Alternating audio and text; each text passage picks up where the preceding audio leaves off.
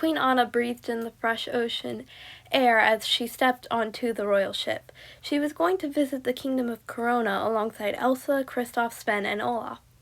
Nock, Bruni, and Gale were joining them as well. Anna couldn't wait to see Princess Rapunzel and Eugene. Last time Rapunzel visited Arendelle had been so much fun. They visited the Enchanted Forest and attended the summer festival. Winter was a month away, and Anna couldn't wait to see what autumn was like in Corona. "Ouch, that's hot!" Olaf exclaimed, pulling Anna out of her thoughts. The snowman frantically blew on his hand and began patting it on his side. Bruni had accidentally lit his hand on fire.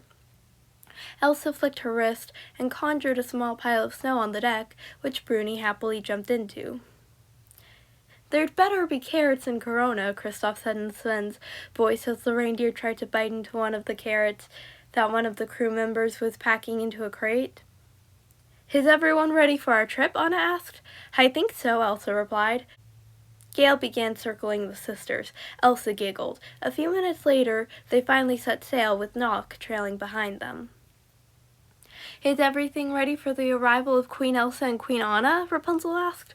"I hope so. I've been hanging up banners for hours, and I need a break," Eugene said. Rapunzel looked around the throne room. Just the one room alone was filled with banners. A giant welcome banner and a bunch of smaller ones with different designs that reflected both Arendelle and Corona. "I might have overdone it with the banners," she realized, "but I couldn't help it. I got so excited when I found out Anna was coming, and I just had to have the perfect decorations." She held out a hand for Pascal, who was on her shoulder. He climbed into her hand and she began twirling around the room with him. When she stopped, she turned back to Eugene. "I also can't wait to introduce Cassandra and Varian to Elsa and Anna. They haven't met before.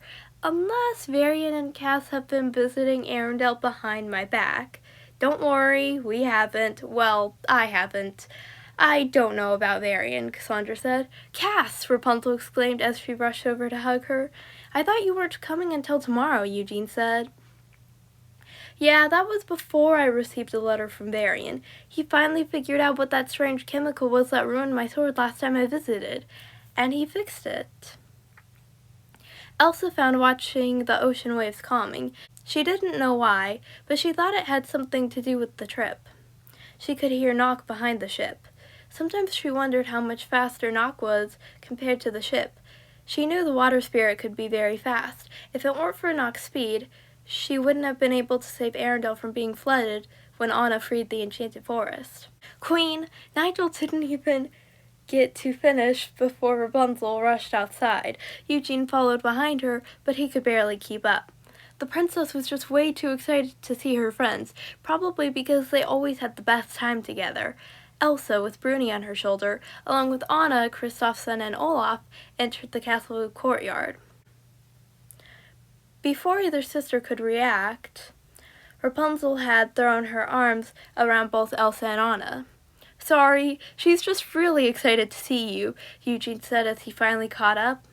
"That's okay. Anna's really excited too," Elsa said as Rapunzel let go. "We're going to have so much fun," Rapunzel exclaimed. She led her friends to their rooms. She had one room prepared for Olaf, Kristoff, and Sven, and another room for Elsa and Anna. While they were getting settled in their rooms, Rapunzel was in the hallway. She was standing right outside Elsa and Anna's room when she saw Cassandra approaching her. "Cass, I can't wait to introduce you to my friends." "Friends? More friends to choose you over me like my own mother? You take everything away from me, and the worst part is you don't even have to do anything. I'm sick of waiting, and you're not off the hook, Rapunzel.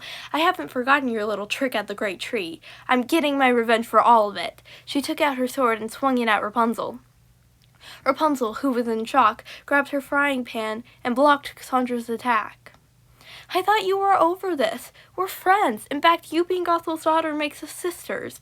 "Sisters? You think all it means is that we're sisters? My whole life, I've been cast aside for you. We're enemies, Rapunzel. Nothing but enemies." Elsa and Anna rushed out of their room and saw the commotion. Cassandra's sword clashed with Rapunzel's frying pan. Elsa shot a blast of ice at Cassandra's sword, knocking it out of her hand. Someone appeared behind her, Varian. He glared at Rapunzel. He took something out of his pocket and threw it at her. Elsa froze it. "Why are you attacking me?" Rapunzel asked. "Because you didn't help me when I needed it. I thought we were friends. You promised, and you didn't keep your promise," Varian said. Cassandra turned to him. "Rapunzel isn't much of a friend." "Wait, why wouldn't Rapunzel help you? That doesn't sound like her," Anna pointed out. "The black rocks encased my father and Rapunzel abandoned me. I've been ignored by everyone in Corona. Only Rapunzel's unbreakable hair can free my father. Once he's free, she and the rest of Corona will pay," Varian explained. "But my unbreakable hair is gone and I already freed your father," Rapunzel was confused. Varian didn't listen. He and Cassandra launched more attacks at Rapunzel. Elsa fought back with her powers. As the fighting continued, Kristoff found the girls. He immediately began helping them fight back. Cassandra's weapons had soon been destroyed, and Varian ran out of alchemy to throw at them. They ran away. Eugene found Elsa, Anna, Kristoff, and Rapunzel. "Are you okay, Anna?" Kristoff asked. "I'm fine," Anna replied. "Sunshine?" Hearing his voice, Rapunzel turned to Eugene. "Cassandra attacked me. She was mad about what happened with Gothel. I thought she was over that. I thought we resolved that. Varian, he attacked me too. He was mad about me breaking my promise, but I was able to keep it in the end." "Maybe they lost their memories," Eugene suggested. "Maybe," Rapunzel sighed. "Maybe I could try to jog their memory if they come back."